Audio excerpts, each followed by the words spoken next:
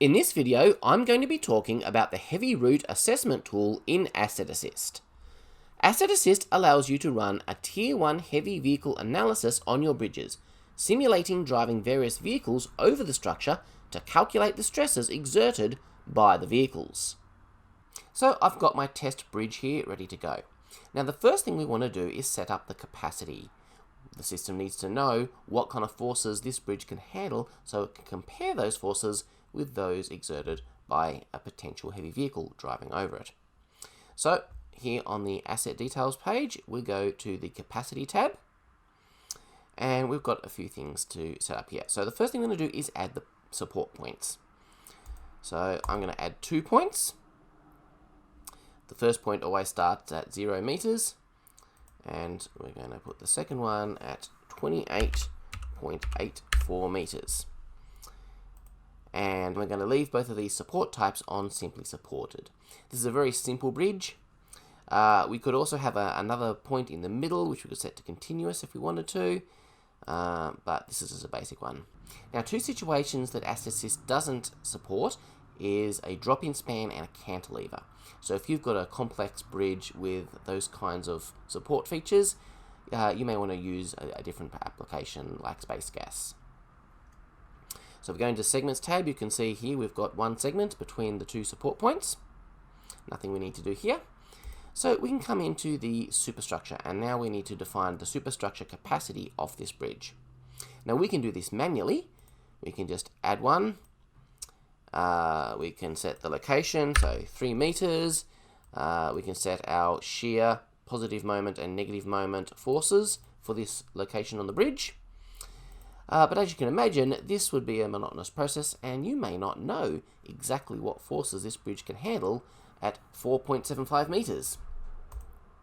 So we have an easier way to do this with this calculate button. So bridges tend to be designed for design vehicles. This is a standard that says this bridge was designed to support the forces of a theoretical design vehicle driving it across it. So we can actually use the algorithm itself to drive that design vehicle across our bridge and see what forces that vehicle exerts on the bridge. And that gives us our bare minimum. We know at least this bridge is built to support these kinds of stresses. So I'm going to choose the T44 min spacing design vehicle, and I'm going to create data points every meter along the bridge. And there it is. There's all our data. So here's all our forces that the bridge is designed to handle. Now we want to do the same thing with our substructure, and again we can just calculate this. So I'm going to again use the T44 min spacing design vehicle, and it's created capacity points for the 2 support points on this bridge. Now the last type of capacity we may want to set is the maximum axle load and the maximum wheel load, if we know those. So I'm going to put 14 tons for the max axle load and 7 for the max wheel load. Alright, our bridge is now set up and ready to go. But let's talk about vehicles. If we go into the main menu and scroll down to the heavy route analysis section, we'll see there's an option here for vehicles. So we've got a whole library of different vehicles in AssetAsyst, but you can add another one if you want. But if we just open one of these up, you can see that you can specify a load factor. If you don't, then a default will be used. And you can specify the various axles on this bridge. We want to know the distance from first axle, the tyres per axle, ground contact width, and the max mass of that axle. So once you've set up your vehicles that you want to use, it's time to create our route. So again, we're going to go into the menu, down to the heavy vehicle route analysis section, and we're going to go into routes. And I'm going to create a new route. We'll call this training test route. So we're going to want to choose our vehicles and our bridges. So we'll go into the vehicles tab, and we'll click add remove. Now I'm going to add 2 vehicles to this route. We can add as many vehicles and as many bridges as we want. Obviously, the more permutations we create, the longer it's going to take to calculate.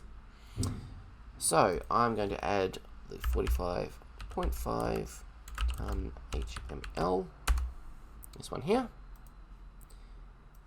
and I'm going to add 50.5 ton general,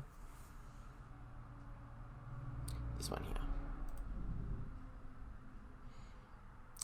Alright, so we now have 2 vehicles on our route. Now we want to add a bridge, and I'm going to add the test bridge that I created. There it is, heavy vehicle test bridge. So I'll add that, and there's our bridge. Now there is also another tab here for settings, so we can define whatever settings we want for the calculation. And you'll notice that although I just created this route, there's already some setting values in here. Now these are default values, global to the entire system, and the administrators of AssetAsyst can change these defaults, but anyone can edit the settings for their own route. So if we come in here, these values are all grey because these are defaults. I can change this if I want and put my own value in there. But for this one, we're just going to stick with the defaults. So if we go back to the Analysis tab, and we're going to click the Run Analysis button. Now this has sent a request to the server to run the analysis calculations for this route. So that'll all happen on the cloud, and there you go, it's already finished. So that was pretty quick for just 2 vehicles and 1 bridge. So we get to see some results here now. So we've got our 2 vehicles. So we can see the first one has failed the substructure test. We've got a positive moment here of 0.96 and some negative moment in shear, and we can see that he actually has passed the substructure and has passed the deck. The other vehicle has passed all 3 tests. So there we go, those are our results. Now we can run some reports to delve into these results a little deeper. Now first of all, let's just have a look at the raw results. So we'll run the raw report.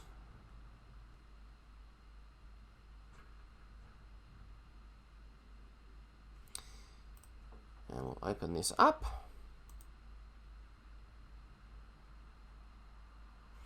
And this just gives us the values. So for each location along the bridge, we've got our bending moment plus and minus and our shear force for this particular permit vehicle. Now what we can do here is if we select these columns for the location and then the various forces, better enable editing here. So I'll select those. If we go into Insert and we create a line graph, we can create this nice little image here, which will be very familiar to bridge engineers. So we've got our bending moments here, our shear force here, and that's just a nice little visual representation of the data that we've calculated through our analysis. But what we're probably more interested in is the comparison between the permit vehicle and the design vehicle. So we'll click the report button here, and this will run the comparison report. So we'll open that one up.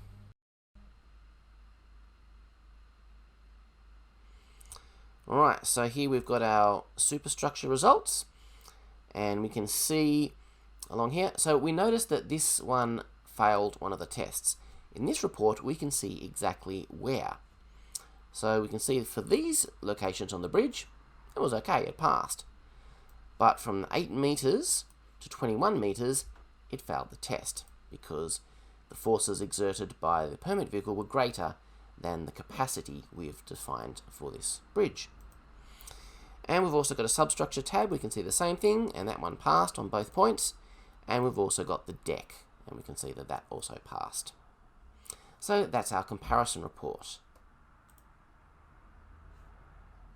So that's basically the heavy vehicle route assessment module in AssetAsyst.